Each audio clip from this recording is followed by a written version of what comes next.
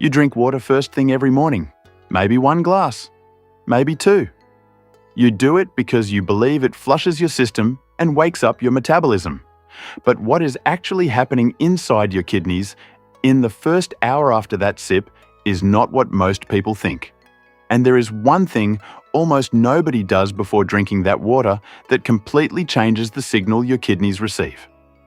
I will show you exactly what that is in hour 3. But first, here is what is actually happening in hour 1. It is a signal problem, and your kidneys are the translator between what you drink and what your body does with it for the next 3 hours. Your kidneys wake up before you do. By the time your hand touches that glass, your blood is 2 to 3% thicker than it was last night. Your kidneys have been processing yesterday's waste at 30% capacity for 6 hours. Every cell in your body is running on reserve fluid. That first sip is not hydration. It is a wake-up signal. And how you send that signal changes everything. So here is what happens inside your body, hour by hour. Hour 1. Within the first 20 minutes of drinking water on an empty stomach, your kidneys enter a diuretic response. Your body flushes concentrated overnight waste from your blood. This is the window most people call the morning cleanse. And it is, partially. But here is where it gets more specific. And this is where the first mistake happens. If you drink that water cold, your kidneys spend energy correcting its temperature before processing it.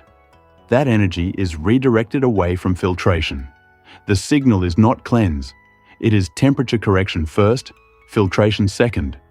Warm water sends a different message. No thick resistance, easier access, stronger signal. Hour 2. So the first hour is about temperature and flush. But here is the question almost nobody asks. What happens after the diuretic phase ends? By hour 2, your kidneys have shifted from diuretic mode into filtration phase. And here is what most people do not realize. Your kidneys are now regulating cortisol, your primary morning stress hormone. Hydrated kidneys process cortisol more efficiently. Dehydrated kidneys let it linger longer. And that lingering cortisol can drive mid-morning hunger. Not your willpower, your kidneys. Hour 3. Moving into hour 3, this is where the true consequences become apparent. Inside every cell, your mitochondria are trying to produce ATP, the molecule your body burns for fuel. Without enough water in hour 1, those mitochondria operate at 70 to 80% capacity. You feel it as the 10 a.m. crash, the foggy head, the sudden snack craving. That is not hunger. That is dehydrated mitochondria sending the wrong signal to your brain. Just drink water first. Done. Not exactly. Because there is one common habit that cancels every signal your kidneys just sent. And most people do it within minutes of finishing that morning glass. Coffee. And not because coffee is bad, because of timing. When caffeine hits your kidneys during that filtration window, it does not just add fluid to process.